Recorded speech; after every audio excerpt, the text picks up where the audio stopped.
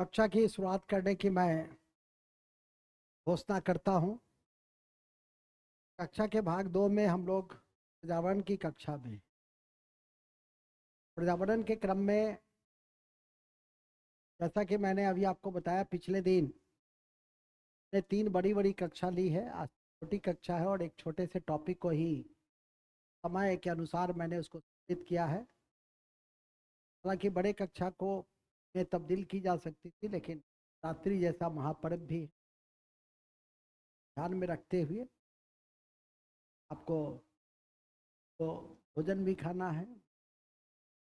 तो सुबह से बेचारी ठीक से हंसी भी नहीं है। ठीक है, उपवास मत करो कि क्या है कि मुंह से धुआं निकल रहा है। तो धुआं नहीं निकलना चाहिए। उपवास में हो तो उपवास में रहो, मूल में आइए। जैसा कि मैंने अभी आपसे कहा कि तो पर्यावरण की कक्षा में है और पिछले दिन पर्यावरण की कक्षा की कड़ी में कई बेसिक चैप्टर और कुछ एडवांस चैप्टर को मैंने देखा।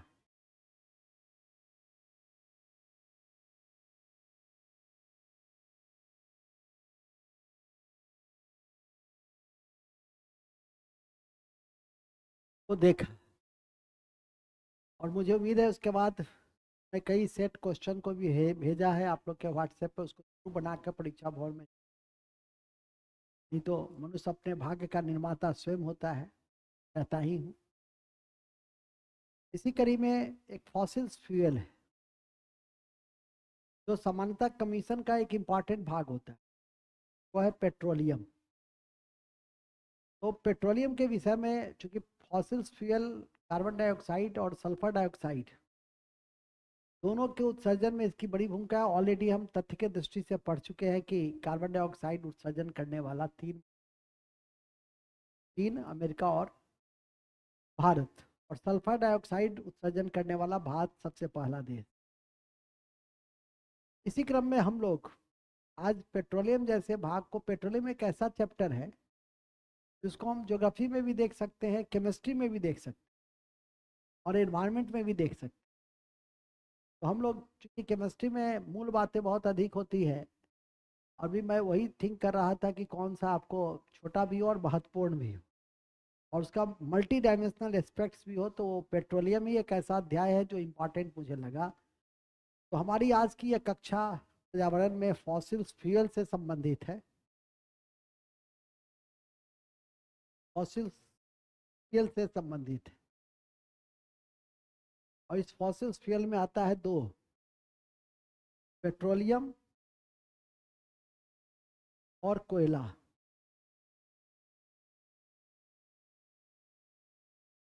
पेट्रोलियम और कोयला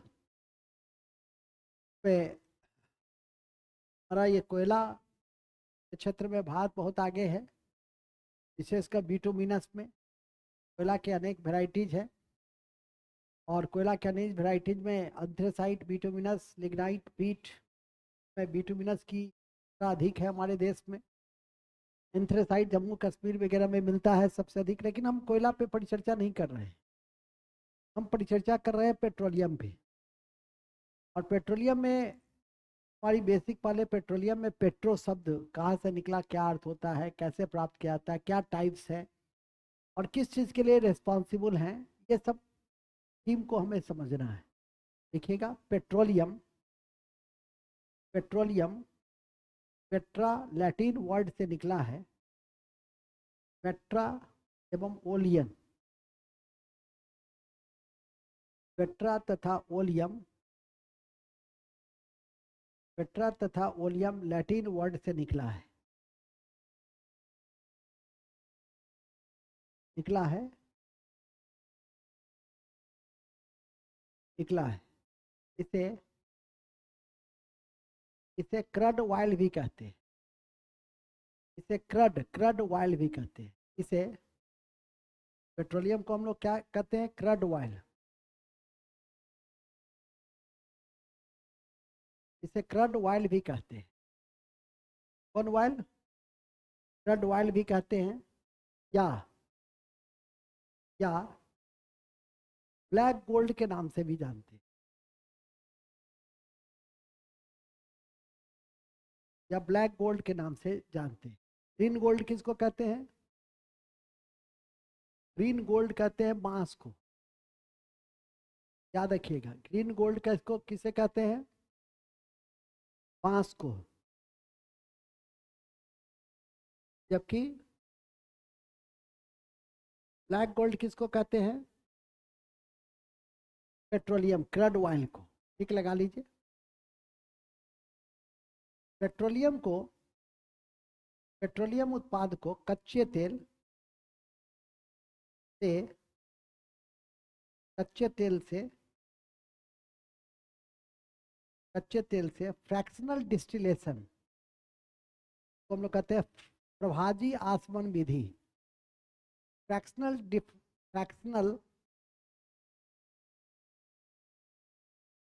fractional distillation, fractional distillation method, fractional distillation method, fractional distillation method, fractional distillation method या प्रभाजी आसवन या प्रभाजी आसवन के द्वारा, प्रभाजी आसवन के द्वारा प्राप्त किया जाता है। प्रभाजी आसवन के द्वारा प्राप्त किया जाता है। अब इसमें ये जो शब्द है फ्रैक्शनल डिस्टिलेशन, तो शब्द का अर्थ क्या होता है? कहाँ पे हम फ्रैक्शनल डिस्टिलेशन का उपयोग कर सकते हैं? इसको जानना है तो लिखेगा। ध्यान में रखें कि इस तरह के आसवन का प्रयोग, इस तरह के आसवन का प्रयोग, इस तरह के आसवन का प्रयोग पदार्थ को अलग करने में करते हैं, पदार्थ को अलग करने में करते हैं जब जब उनके क्वथनांक में अधिक अंतर नहीं होता है। अलग करने में करते हैं जब उनके क्वथनांक में अधिक अंतर नहीं होता।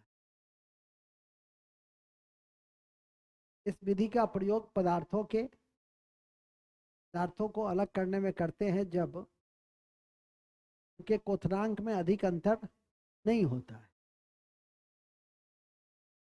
नहीं है, इस विधि का प्रयोग या आसवन फ्रैक्शनल डिस्टिलेशन का प्रयोग उस पदार्थ को अलग करने में करते हैं, उस पदार्थ को अलग करने में करते हैं जब उसके बॉइलिंग पॉइंट में या क्वथनांक में कोई अधिक अंतर नहीं होता है,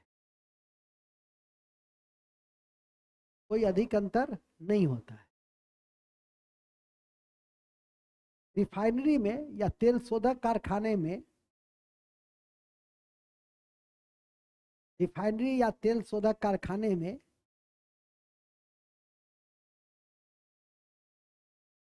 तेल शोधक कारखाने में इसी विधि का प्रयोग किया जाता है, इसी विधि का प्रयोग किया जाता है। प्रभाजी आसवन विधि का ही प्रयोग किया जाता है।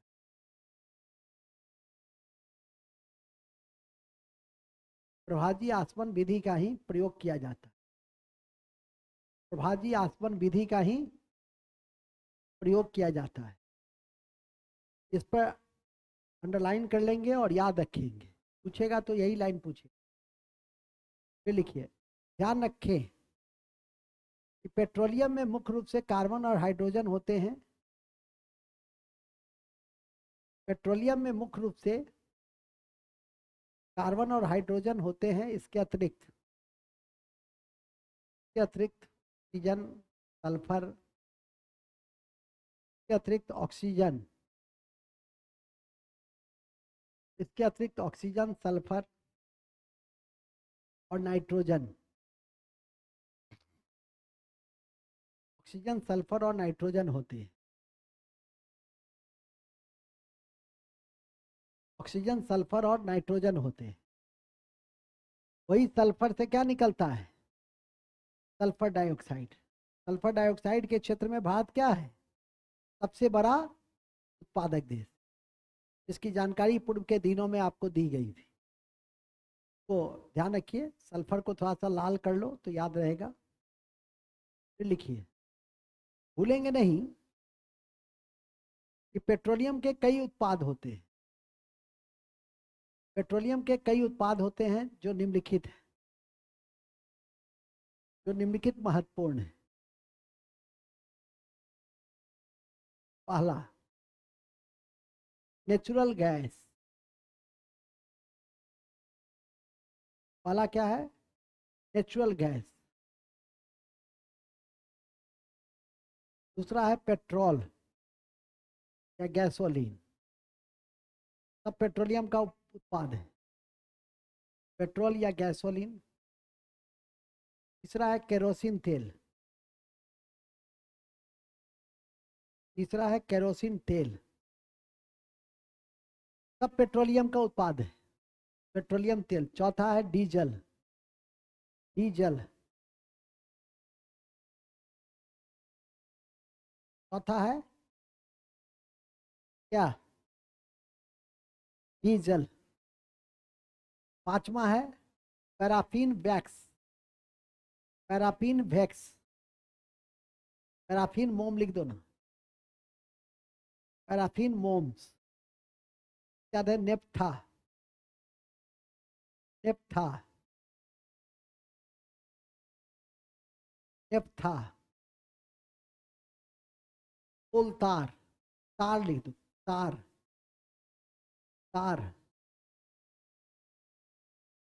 ब्रैकेट में तार में लिख दो। कोयला से भी प्राप्त होता, तार कोयला से भी प्राप्त होता।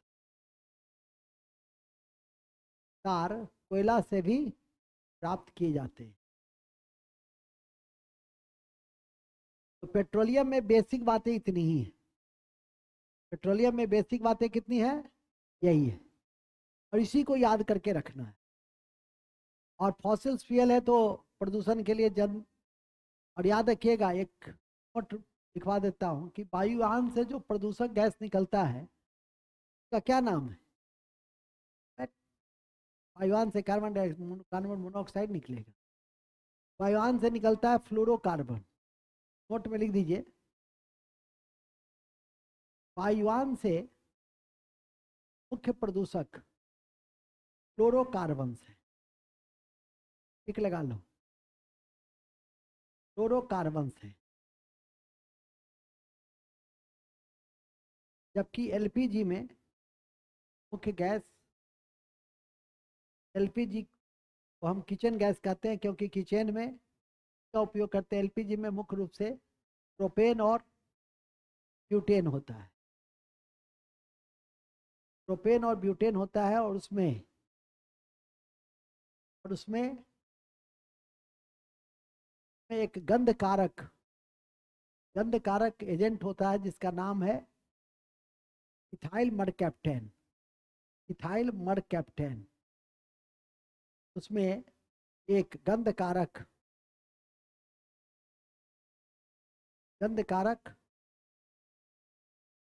एजेंट होता है जिसका नाम है, का क्या नाम है? इथाइल मरकैप्टेन, जो दुर्घटना से बचाता है। जो दुर्घटना से बचाता है। किससे बचाता है? तो दुर्घटना से बचाता है। Next, LNG. एलएनजी का पूरा नाम लिक्विफाइड नेचुरल गैस है। एलएनजी का पूरा नाम लिक्विफाइड पेट्रोलियम गैस है। लिक्विफाइड नेचुरल गैस है। लिक्विफाइड नेचुरल गैस है। एलएनजी का पूरा नाम क्या है? लिक्विफाइड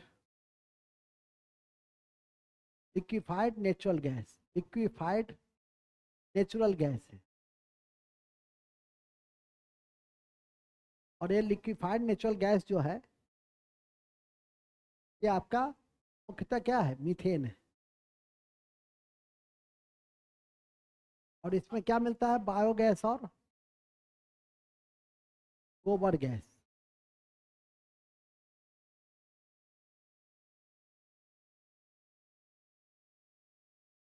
बायोगैस और गोबर गैस में क्या मिलता है? बायोगैस और गोबर गैस, अलाइन कर दीजिए। बायोगैस मतलब बायोगैस और गोबर गैस में क्या मिलता है? मीथेन। बायोगैस और गोबर गैस में क्या मिलता है? मीथेन। ये देखिए, जल गैस या वाटर गैस, जल गैस या वाटर गैस कार्बन मोनोऑक्साइड एवं हाइड्रोजन है। कार्बन मोनोऑक्साइड एवं हाइड्रोजन है। कार्बन मोनोऑक्साइड एवं हाइड्रोजन है, जबकि प्रोड्यूसर गैस, जबकि प्रोड्यूसर गैस कार्बन मोनोऑक्साइड एवं नाइट्रोजन है। कार्बन मोनोऑक्साइड प्लस नाइट्रोजन है। तो वाटर गैस और प्रोड्यूसर गैस में अंतर समझे? वाटर गैस में क्या अंतर है? CO plus H2। और प्रोड्यूसर गैस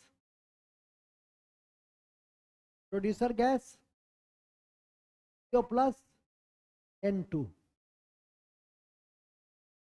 और ये दोनों परीक्षा में पूछे जाते हैं, और ये दोनों परीक्षा में पूछे जाते हैं, इसलिए तैयार करके रखिए। नेक्स्ट, हाइड्रोजन गैस को भविष्य का ईंधन कहते हैं। हाइड्रोजन गैस को भविष्य का ईंधन कहते हैं और सबसे साफ गैस है। और सबसे साफ गैस,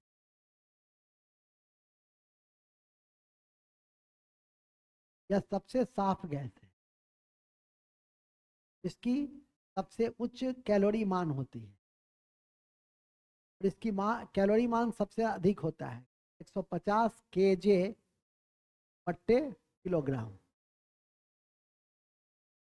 150 kJ बट्टे किलोग्राम। सबसे अधिक कैलोरीफिक वैल्यू किसकी है? हाइड्रोजन की। सबसे कम गोईठा का। गोईठा समझते हैं ना, इसको एनसीईआरटी की किताब में लिखा है गोबर केक। तो मैं जब देख रहा था अपने विद्यार्थी जीवन में, तो गोबर केक हमको समझ में नहीं आया। एक तो मेरा मित्र आया, कहा कि अरे नहीं बुझले रे, गोईठा के कही छै। तो लगा गोबर केक, ऐसा शब्दों के जाल में फंस रहे थे। गोबर केक कैसा होता है? अब ना आजकल के किताबों में क्या करता है कि थोड़ा सा फिगर उगर बना देता है। पहले की किताब में फिगर उगर नहीं बनाया जाता था। गोबर केक समझ में ही नहीं आ रहा था। बाद में समझ में आया, देसी भाषा में उसको हम लोग गोईठा कहते हैं। अभी भी हमने कहा तो आप लोग को लगा होगा कि क्या है, तो लेकिन गोईठा से तुरंत समझ गए, अरे तो चिपड़ी है। नहीं, तो यही है। इसमें सबसे कम कैलोरीफिक मान होता है। गोईठा पे चाय बनाओगे 3 दिन में बनेगा। एक दिन ये चाय पिलाने के लिए कही कि सर चाय पीजिएगा, तो हाँ पिलाओ, तो गोईठा पे बना रही थी। तब तक हम भाग गए, तो 4 घंटा लगता। हाइड्रोजन गैस पे बनाओगी तब ना पी लेंगे। हाइड्रोजन सर, जिस दिन हाइड्रोजन गैस आएगा उस दिन पीजिए ना, पक्का आएगा ही नहीं। अभी अभी उस तरह की टेक्नोलॉजी हमने डेवलप ही नहीं किया है। हालांकि हम लोग हाइड्रोजन मिशन पे काम कर रहे हैं, लोग हाइड्रोजन मिशन पर काम कर रहे हैं। और निकट भाई इसमें, अरे एक समय तो एलपीजी को भी हम, प्रोपेन ब्यूटेन को भी संग्रहित नहीं कर पाते थे, लेकिन टेक्नोलॉजी विकसित हुई तो संग्रहित किए कि नहीं किए। और आज उसका सफलतापूर्वक उसमें इथाइल मरकैप्टन का प्रयोग करके दुर्घटना से ही बचा करके आज हर गांव में, अब तो जो पढ़े लिखे नहीं है वो भी अच्छे ढंग से उसका उपयोग कर लेते हैं। ठीक है कि नहीं? तो ये बहुत बड़ी उपलब्धि है। और स्त्रियों के लिए यदि कहिए तो स्वास्थ्य आजादी है, हेल्थ फ्रीडम यदि किसी ने दिया तो एलपीजी ने दिया। कम बड़ी बात नहीं थी। नहीं तो एक समय में महिलाएं गोईठा पर खाना बनाती थी, कुन्नी पे फूकना, नहीं कितना कष्ट, काला बर्तन, तो सफाई, नहीं कितना कष्ट होता था। पूरे दिन महिलाओं का खाना बनाने में बीत जाता। और आज सबसे कम समय खाना बनाने में ही लगता है। भात दाल चोखा, नहीं, ये तो आधे घंटे में तैयार हो सकता। ठीक है कि नहीं? एक आध सब्जी वब्जी बना लो तो 1 घंटे में तैयार। नहीं, अब बर्तन भी साफ, क्योंकि उसमें गोईठा वाला कालिक। बनाए हो कभी? बनाओगे तब ना समझ में आएगा। ठीक है कि नहीं? तुमको तो चेहरा देखकर लगता नहीं है कि तुम कभी बनाया है गोईठा पर। कुन्नी पे हम बनाए हुए हैं खाना। आगे चलो, नेक्स्ट। तुम भी बनाई हो? तब अपना अपना दर्द भरी दास्तां कहने लगोगी, तब तो मेरे आंख आंसू के समुंदर हो जाए। इतना कष्ट मत बताओ। चलो नेक्स्ट। वो लिख लिए, वो समझ गए ना कि भविष्य का ईंधन कौन? भविष्य का ईंधन कौन? और सबसे अधिक ज्वलनशील, सबसे अधिक साफ सुथरा, सबसे अधिक कैलोरीफिक मान। कितना कैलोरीफिक मान? तो 150 यहाँ केजे का मतलब किलो जूल से है, बट्टे किलोग्राम। ध्यान रखिए। नेक्स्ट। उल्लेखनीय है कि सीएनजी, पाइप नेचुरल गैस में ही मीथेन होता है। सीएनजी और सीएनजी, सीएनजी और सीएनजी दोनों में मीथेन होता है। दोनों में मीथेन होता है।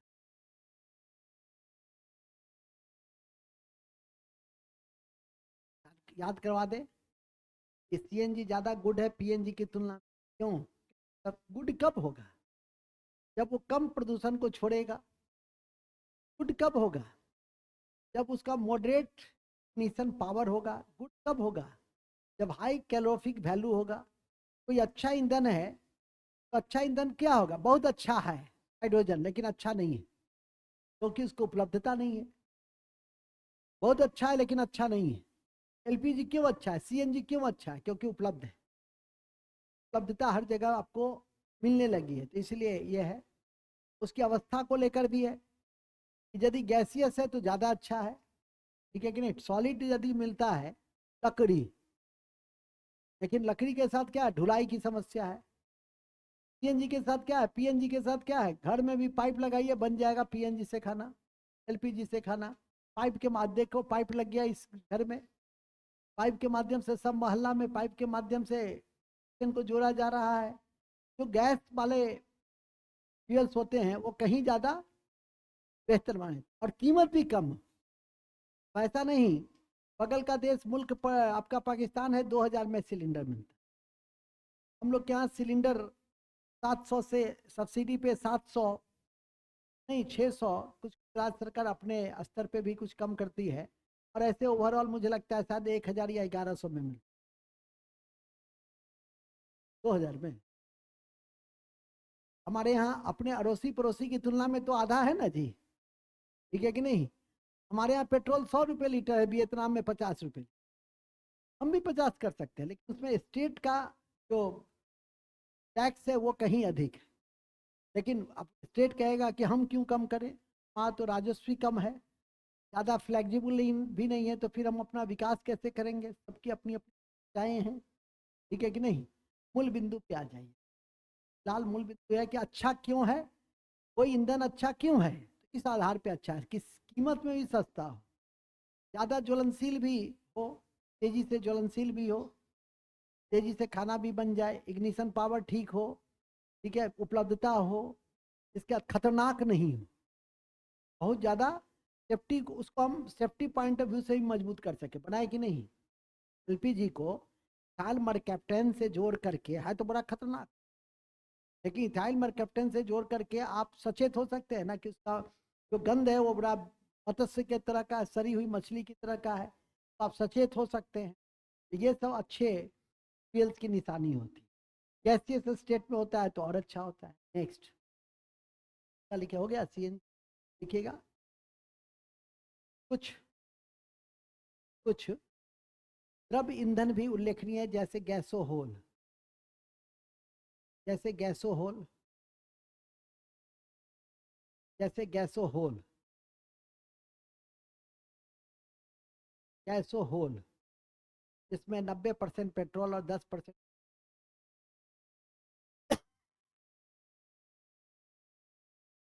परसेंट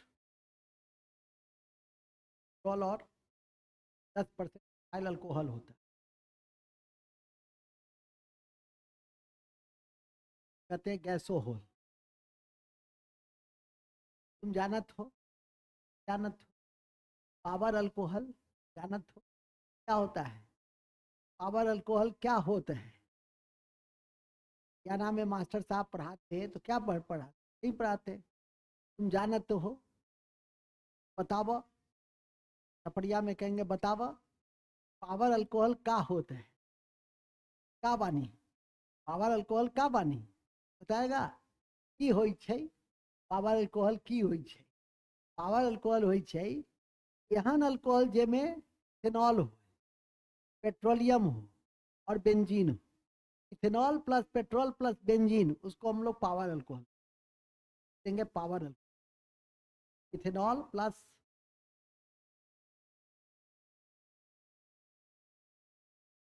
प्लस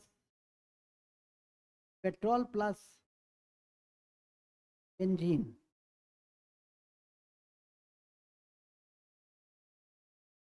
बेंजीन को पावर अल्कोहल के नाम से, पावर अल्कोहल के नाम से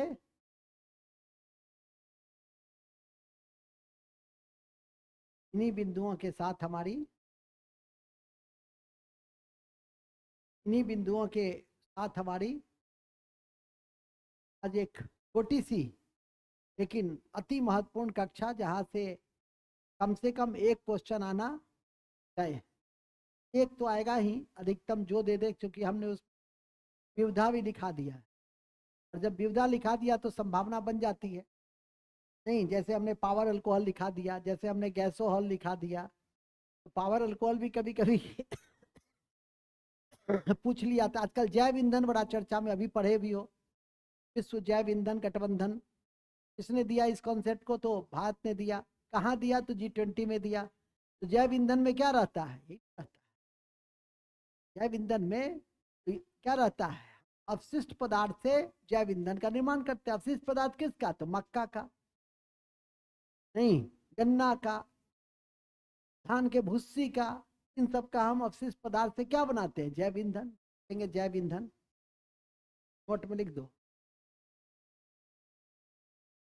जैव ईंधन।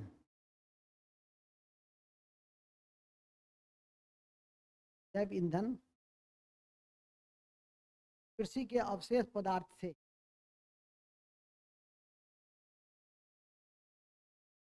अवशेष पदार्थ से जैव ईंधन बनाए, जैसे मक्का, गन्ना,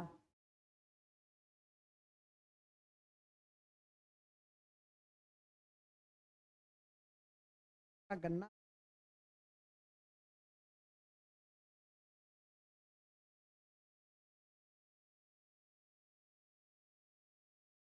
नोट में कोक कार्बन का सबसे शुद्ध रूप है।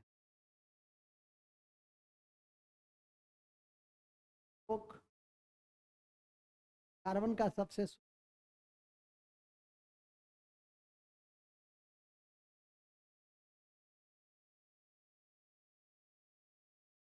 स्थान, सौर ऊर्जा में पहले स्थान,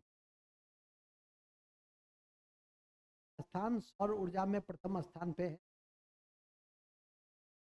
विश्व में चीन। विश्व में सोलर एनर्जी में चीन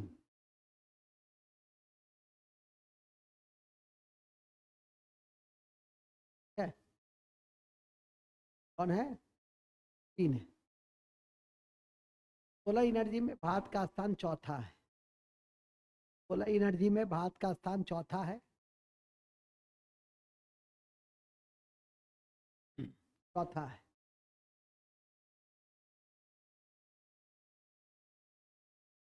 कल सोलर सेल बड़ा चर्चा में रहा।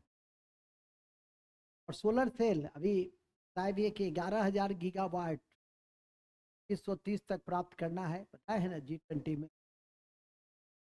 तो हमने G20 में नहीं, COP28 में हमने ये लक्ष्य निर्धारित किया है कि सोलर एनर्जी बेस्ड हमें प्लेटफॉर्म को बनाना होगा।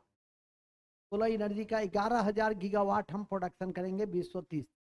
हम तो फॉसिल फ्यूल है से जो क्या निकलती है निकलता है वो कम हो सके, तो सोलर एनर्जी पे काफ़ी बल है। तो सोलर सेल किस चीज़ का बना होता है? प्लेटिनम का, नहीं सिलिकॉन का। सोलर सेल का जो तार जुड़ा होता है वो सिल्वर का होता है। दो बातें ध्यान रखिए, भूलेंगे नहीं। सोलर सेल सिलिकॉन के बने होते हैं, सोलर सेल सिलिकॉन के बने होते हैं, और क्या, और सोलर सेल सिल्वर से जुड़े होते हैं।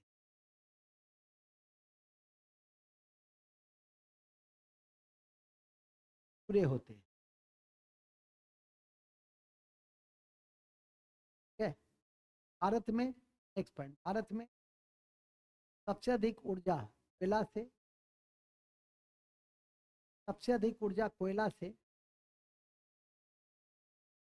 के बाद तेल से, के बाद तेल से, के बाद जल से, जल से, के बाद नवीनीकरण ऊर्जा, नवीनीकरण ऊर्जा, के बाद नाभिकीय ऊर्जा है, के बाद नाभिकीय ऊर्जा है। भारत में वर्तमान में कितने नाभिकीय ऊर्जा संयंत्र हैं? कौन बताएंगे? भारत में वर्तमान में कितने नाभिकीय ऊर्जा संयंत्र हैं? 22। 22 नाभिकीय ऊर्जा संयंत्र हैं। देखेंगे भारत में 22 नाभिकीय ऊर्जा संयंत्र हैं। नाभिकीय ऊर्जा संयंत्र हैं।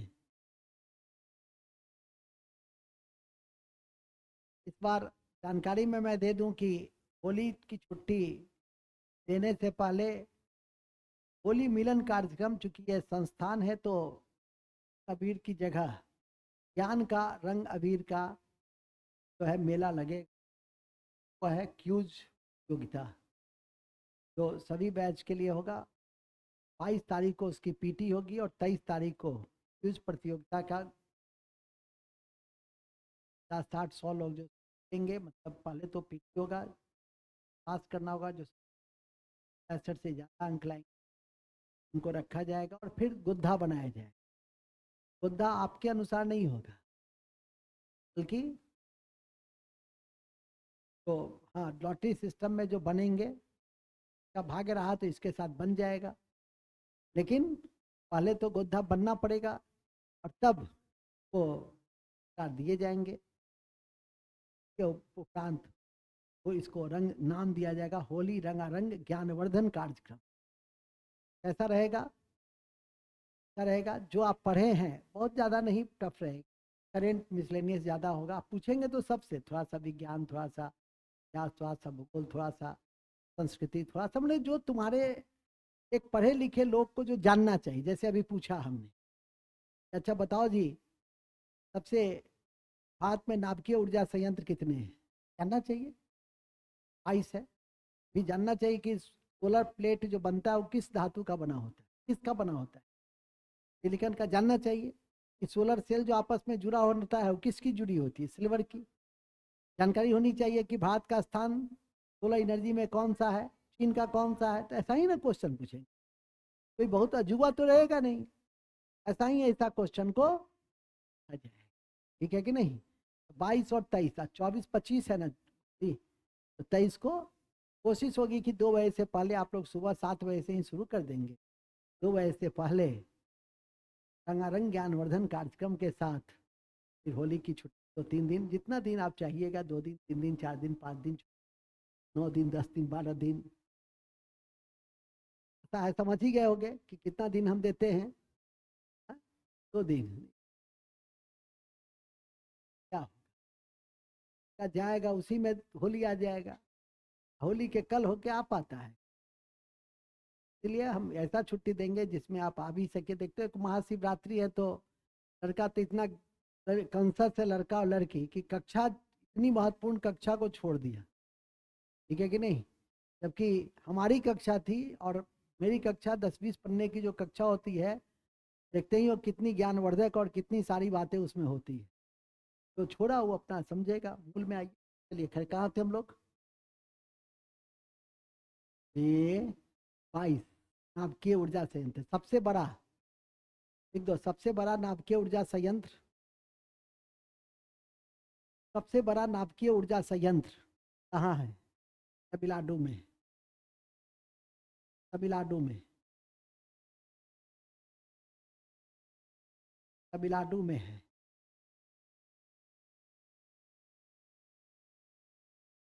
कहाँ है? भारत में पहला ऊर्जा संयंत्र 1969 में, भारत में पहला परमाणु ऊर्जा संयंत्र 1969 में तारापुर में लगाया गया। तारापुर में लगाया गया था।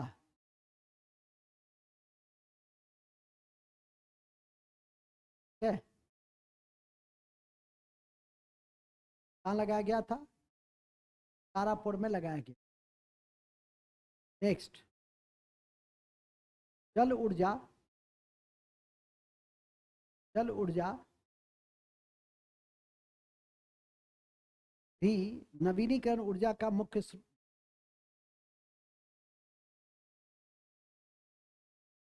भाग है, जो टरबाइन के द्वारा, जो टरबाइन के द्वारा प्राप्त किया जाता है,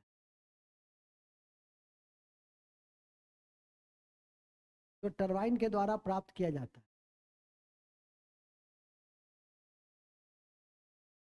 तो टरबाइन के द्वारा प्राप्त किया जाता है,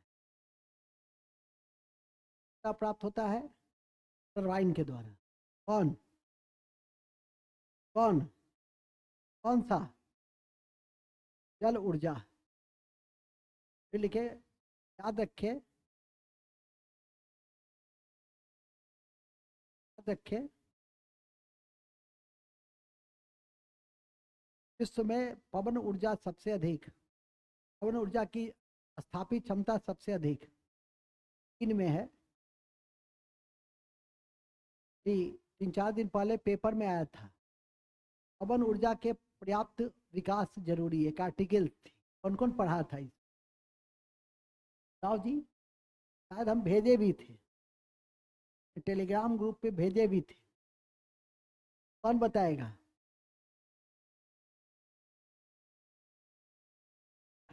तो चीन, अमेरिका, जर्मनी के बाद भारत का स्थान चौथा है। भारत का स्थान पवन ऊर्जा में चौथा है। वर्तमान में 41 गीगावाट की क्षमता भारत में है। वर्तमान में 41 गीगावाट स्थापित क्षमता है। 40 गीगावाट स्थापित क्षमता है। ये जानकारी में दे दें कि पूरे विश्व का, सुन लीजिए, पूरे विश्व का सबसे बड़ा हाइब्रिड प्लांट कहाँ बनाया गया है, जिसमें सोलर एनर्जी और पवन एनर्जी दोनों निकलता है, मिलता है? कहाँ बनाया गया बताइए? इसका नाम है राजस्थान का जैसलमेर, जहाँ सोलर एनर्जी 600 मेगावाट और पवन ऊर्जा 150 मेगावाट का प्रोडक्शन किया जा रहा है। और ये विश्व का सबसे बड़ा हाइब्रिड प्लांट, देखेंगे, विश्व का सबसे बड़ा hybrid plant, hybrid power plant, विश्व का सबसे बड़ा हाइब्रिड पावर प्लांट है। ब्रैकेट में लिख दो, सौर ऊर्जा प्लस पवन ऊर्जा, तभी ना हाइब्रिड होगा। सौर ऊर्जा प्लस पवन ऊर्जा, हाइब्रिड प्लांट, राजस्थान के जैसलमेर में,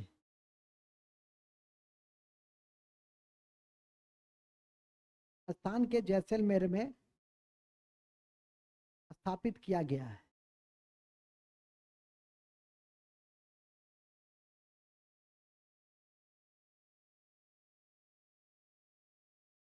स्थापित किया गया है।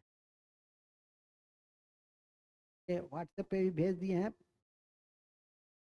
खासकर जो बीपीएससी की सिविल सेवा की तैयारी करने वाले हैं वो तो जरूर। क्या क्या लाभ है? सबसे बड़ा लाभ तो यह है कि फॉसिल्स नहीं है तो प्रदूषण नहीं होता है, सस्ता है, कि जो रॉ मटेरियल्स हैं वो हमेशा उपलब्ध है, आज का आदर्श स्थिति में है। ये सबसे बड़ा खतरा क्या है? साउंड पॉल्यूशन होता है और पक्षी वगैरह उसके इंस्ट्रूमेंट्स होते हैं उसमें कट जाते हैं, तो जैव विविधता को संकट है। ये सब एक चुनौती है। मूल बिंदु पे रहना है कि तथ्यों के दृष्टि से, पीटी के दृष्टि से विश्व का सबसे बड़ा हाइब्रिड प्लांट, इसमें सोलर एनर्जी, पवन एनर्जी दोनों का प्रोडक्शन होता है, कहाँ एस्टेब्लिश किया गया है? राजस्थान के जैसलमेर। इन्हीं शब्दों के साथ समाज के इस कक्षा की, तो छोटी कक्षा थी लेकिन बहुत ही ज्ञानवर्धक कक्षा थी, तो आपकी परीक्षा के दृष्टि से काफ़ी महत्वपूर्ण होगा। मैं समझता हूँ कि अगले दिन हम लोग इसके आगे पे काम करेंगे। और जय हिंद, जय भारत। थोड़ी देर के बाद शिक्षक के बैच में मॉडर्न हिस्ट्री में अंतिम दिन फ्रीडम स्ट्रगल है, अपनी जगह पे बैठे रहिएगा। तब तक के लिए टेक रेस्ट। रेस्ट दिया जा रहा है, 6:30 हो रहा है, 10 मिनट का रेस्ट है।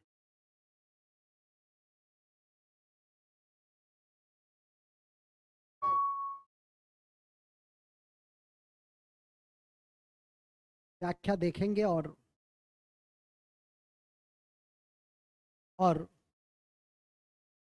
ये पूरा करेंगे,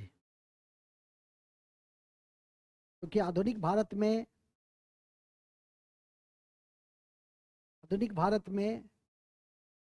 1940 से 1947 तक के इतिहास,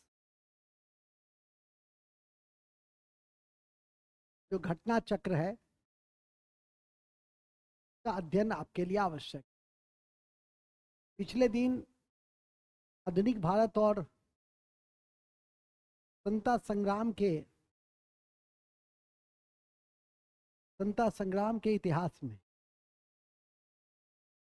जो महत्वपूर्ण बिंदु थे वो था उदारवादी युग 1885 से 1905, 1905 से 1917 उग्रवादी युग, और गांधी युग 1917 से 1947 तक को हम लोग देख रहे हैं। और मुझे उम्मीद है कि अब स्वतंत्रता संग्राम के क्वेश्चन आप बना रहे होंगे तो लगभग तथ्य है, एक आध दो तो नहीं बनेगा, चाहे यदि पूछने पर उतर जाए एक आध दो तो नहीं ही बनने देगा, लेकिन मैक्सिमम 17-18 क्वेश्चन आप बनाने की स्थिति में रहेंगे यदि याद रह गया तो।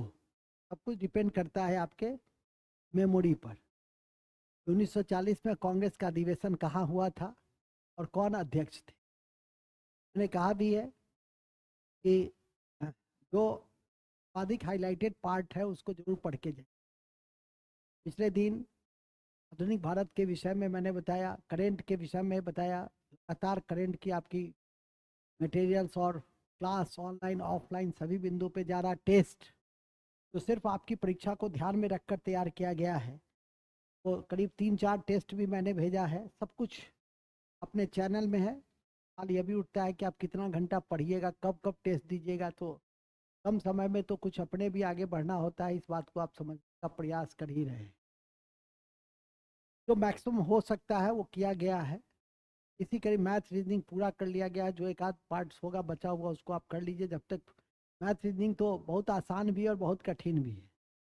यदि आप प्रैक्टिस कर लिए बनाने की स्थिति में है तो 30 में 30, नहीं बनाने की स्थिति में है तब तो कोई बात ही, तब तो 10, 12, 16, 18। लेकिन सबसे आसान खंड यदि कुछ है आपकी परीक्षा में तो मैथ रीजनिंग, विशेषकर उसके जो 20 सवाल, 20 से 22-23 सवाल होते हैं जो बड़ी आसानी से बन सकता है, थोड़ा सा यदि ध्यान दीजिए। 2-3 सवाल तो थोड़ा सा स्वाभाविक है कि हर सब्जेक्ट में 2-3 सवाल थोड़ा कठिन होते ही, लेकिन बड़ी आसानी से उन सब चीज़ों को आधुनिक भारत को कवरेज कर सकते हैं। विज्ञान में बायोलॉजी केमिस्ट्री को कवरेज कर सकते हैं, इसीलिए सारे आपके ऐप पर समय अनुसार डाल दिया गया कि आप करके देखते रहिए। इसी क्रम में हम लोग का आधुनिक भारत का जो मूल विषय है, मूल भाग है, हाँ, वह आज खत्म होगा 1941 से 1960। ताकि मैं इतनी तेज गति से, यदि अगस्त में परीक्षा होती तो मैं बढ़ता नहीं।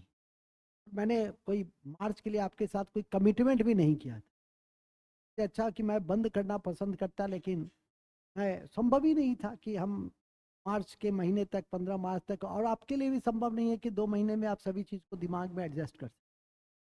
तो अभी कि हाँ, के लिए लाभप्रद जरूर रहा। जो पहले से पढ़े हुए हैं उनके लिए निश्चित रूप से लाभप्रद रहा। और आगे अभी कुछ महत्वपूर्ण कक्षा देनी शेष है। इन्वायरमेंट को मैंने काफ़ी ज़्यादा तवज्जो दी है कि आपकी परीक्षा में इन्वायरमेंट से जुड़े हुए, इन्वायरमेंट नहीं है उसमें केमिस्ट्री भी है, उसमें साइंस के भी कुछ कुछ भाग है। और देखे होंगे कि आप आज पेट्रोल पढ़े हैं तो सिर्फ पेट्रोल पढ़े हैं कि डिफरेंट गैस जो केमिस्ट्री का अध्याय है उसको ही पढ़ा दिए? नहीं, natural gas, PNG, LNG, water gas, producer के क्या, कौन से गैस ऐसे हैं जो नहीं पढ़े? और वो पूछा भी जाता है एक आध क्वेश्चन, तो ध्यान रखिएगा। खैर, मूल में आ जाइए। 1941, आधुनिक भारत के इतिहास में 1941 कोई बहुत महत्वपूर्ण बिंदु नहीं है। जो घटनाएं होती हैं 1942 से शुरू होती। 1942 में क्रिस्प प्रस्ताव इंपॉर्टेंट है, और उससे भी इंपॉर्टेंट है भारत छोड़ो आंदोलन। यदि यूं कहा जाए, भारत छोड़ो प्रस्ताव, यूं कहा जाए कि 1941 से 1947 सबसे इंपॉर्टेंट क्या है, तो भारत छोड़ो प्रस्ताव है। लेकिन एक एक करके आगे बढ़ेंगे, जब सेलेक्टिव हैं तो उसको बढ़िया से देख लेंगे तो देखेंगे। 1941 से 1947 राष्ट्रीय आंदोलन, राष्ट्रीय आंदोलन, राष्ट्रीय आंदोलन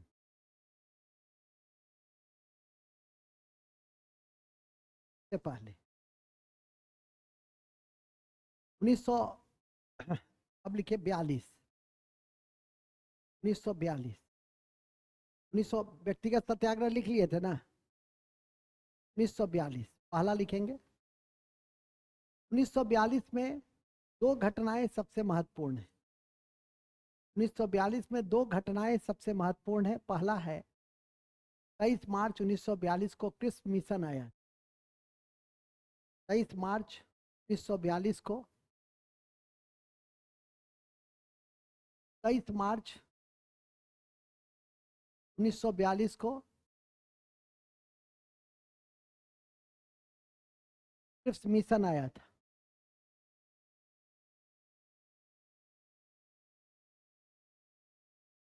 क्रिस्प मिशन आया था। क्रिस्प मिशन आया था। और ये जो क्रिप्स मिशन था, क्रिप्स मिशन का उद्देश्य क्या था? भारतीयों से सहयोग प्राप्त करना। लिखेंगे इसका उद्देश्य भारतीयों से सहयोग प्राप्त करना, सहयोग प्राप्त करना।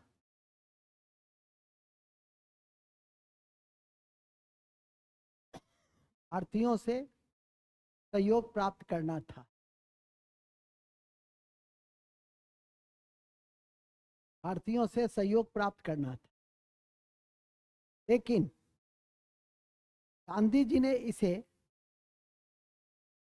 लेकिन गांधी जी ने इसे उत्तरांकित चेक की संज्ञा दी।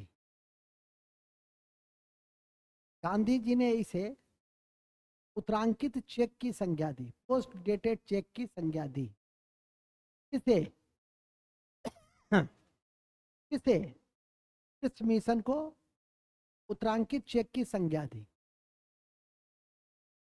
पोस्ट डेटेड चेक की संज्ञा दी। इसके कारण यह विफल हो गया। इसके कारण यह विफल हो गया। इसके कारण यह विफल हो गया। इसके कारण क्या हो गया? विफल हो गया। नेक्स्ट, इसी विफलता की पृष्ठभूमि में, इसी विफलता की पृष्ठभूमि में गांधी जी ने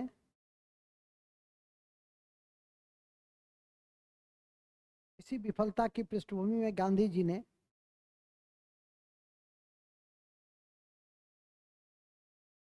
वर्धा प्रस्ताव 14 जून वर्धा प्रस्ताव 14 जून 1942 को दिया। 14 जून 1942 को दिया। 14 जून 1942 को दिया। इसमें इसमें इसमें कलाम मौलाना आज़ाद ऐसे लिख दो, जिसमें मौलाना आज़ाद, सरोजिनी नायडू, जवाहरलाल नेहरू, सरोजिनी नायडू, जवाहरलाल नेहरू इत्यादि उपस्थित थे। उपस्थित थे। उपस्थित थे। इसी वर्धा प्रस्ताव के आलोक में भारत छोड़ो आंदोलन, इसी वर्धा प्रस्ताव के आलोक में भारत छोड़ो आंदोलन या अगस्त क्रांति की शुरुआत हुई। अगस्त क्रांति की शुरुआत हुई। अगस्त क्रांति की शुरुआत हुई।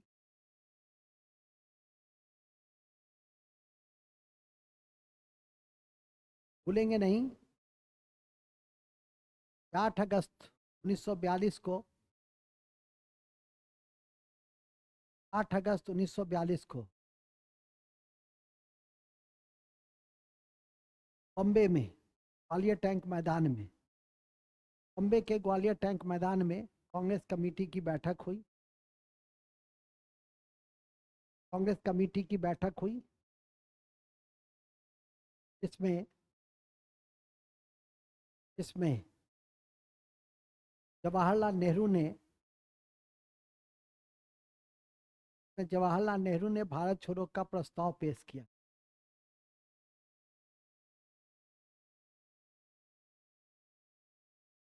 जवाहरलाल नेहरू ने भारत छोड़ो का प्रस्ताव पेश किया था।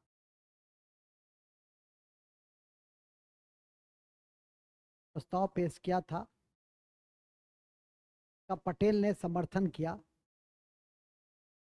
का पटेल ने समर्थन किया। इस लाइन को याद रखना। प्रस्ताव किसने पेश किया था? प्रस्ताव किसने पेश किया था और समर्थन किसने किया और इसका आलेख किसने तैयार किया? क्वेश्चन भी पूछा था जो विकल्प में नहीं था, अगले बार शायद परीक्षा में पूछा था, बीपीएससी में ही। का आलेख कौन तैयार किया? विकल्प नहीं दिया तो बड़ी दिक्कत हो जाती है कि सही तथ्य नहीं देने के कारण महात्मा गांधी ने इसका आलेख तैयार किया और महात्मा गांधी ने कहा था पटेल और जवाहर को कि आप इसमें सहयोग कीजिए। अब यदि महात्मा गांधी विकल्प में नहीं दे तो आप तुक्का किस पे मारेंगे? एक पे तुम्हारा डी, इनमें से कोई नहीं भी नहीं दे रहा हो तो किस पे मारिएगा तुक्का? जवाहरलाल नेहरू पे। सर कहीं मान लिया वो गांधी जी को और रद्द कर दिया कि मास्टर क्या कर सकते? मास्टर के लिए तो जब तक कि स्पष्ट विकल्प नहीं हो तब तक कैसे कहेगा कि नहीं, लेकिन अब चुनना है ना। पटेल दे दिया, नेहरू दे दिया, राजेंद्र प्रसाद दे दिया, मौलाना आजाद दे दिया, कहेगा चुनो। आए आंसर क्या उसका? गांधी। चुनना होगा तो किसको चुनिया? तब जवाहरलाल नेहरू को चुनिया। सर मान लिया कहीं पटेल, तो ने के लिए तो आयोग स्वतंत्र है, चुनता ही है कि नहीं? हर परीक्षा में 2-3 गलत आंसर को चुनता है कि नहीं चुनता? तो मैं क्या कर सकता? ठीक है कि नहीं? देखिएगा इसका आलेख स्वयं गांधी जी ने नेहरू और पटेल के सहयोग से बनाया था। क्या गई ना? स्वयं गांधी जी ने नेहरू और पटेल के सहयोग से बनाया था।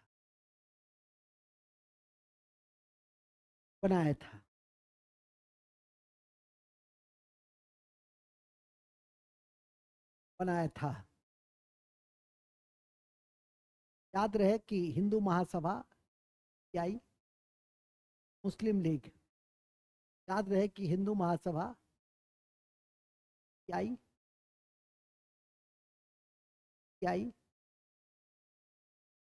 यूनियनिस्ट पार्टी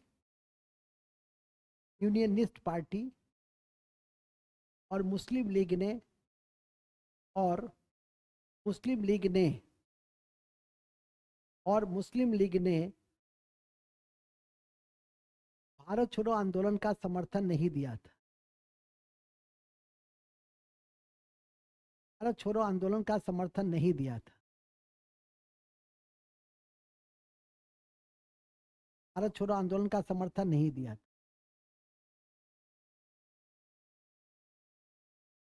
आंदोलन की शुरुआत करो या मरो अंग्रेज भारत छोड़ो नारों के साथ हुई।